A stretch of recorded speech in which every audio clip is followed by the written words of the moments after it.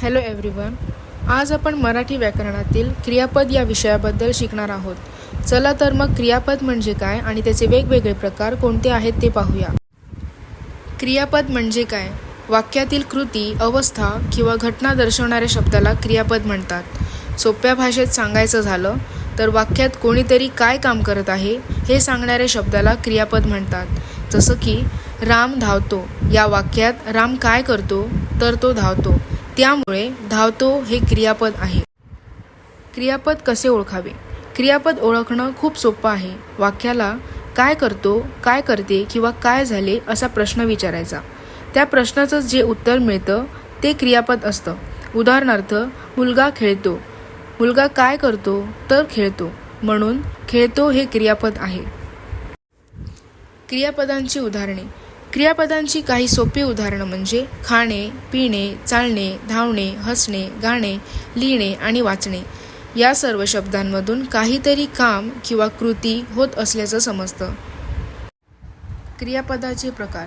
क्रियापदाचे 4 मुख्य प्रकार आहेत. ते म्हणजे सकर्मक, अकर्मक, संयुक्त आणि सहाय्यक क्रियापद. आता आपण हे 4ही प्रकार एक एक करून समजून घेऊया. सकर्मक क्रियापद. ज्या क्रियापदाला कर्माची गरज असते त्याला सकर्मक क्रियापद असं म्हणतात. उदाहरणार्थ, मी पुस्तक वाचतो.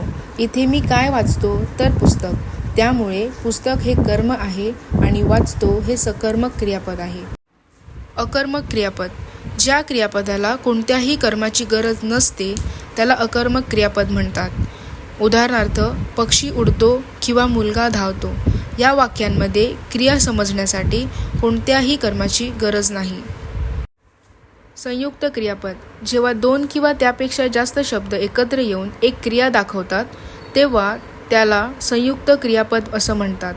उदाहरणार्थ, तो हसू लागला आणि ती गाऊ लागली.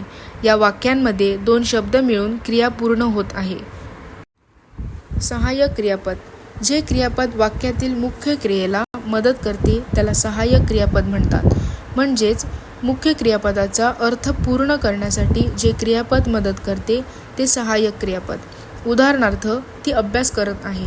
इथे करत ही मुख्य क्रिया आहे आणि आहे हे तिला मदत करते, म्हणून आहे हे सहाय्यक क्रियापद आहे. काळानुसार क्रियापद. क्रिया कधी घडते यावरून आपण काळ ठरवतो. आता होणारी क्रिया म्हणजे वर्तमान काळ, जसं मी शाळेत जातो. आधी झालेली क्रिया म्हणजे भूतकाळ, जसं मी शाळेत गेलो.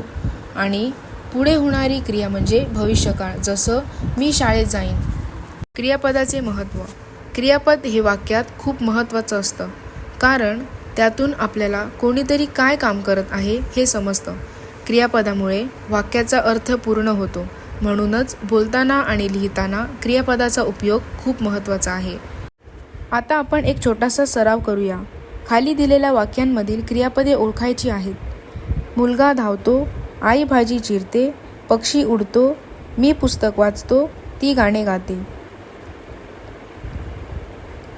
ह्यामध्ये पहिल्या वाक्याचं क्रियापद आहे धावतो, दुसऱ्या वाक्याचं क्रियापद आहे चिरते, तिसऱ्या वाक्याचं क्रियापद आहे उडतो, चौथ्या वाक्याचं क्रियापद आहे वाचतो आणि 5व्या वाक्याचं क्रियापद आहे गाते.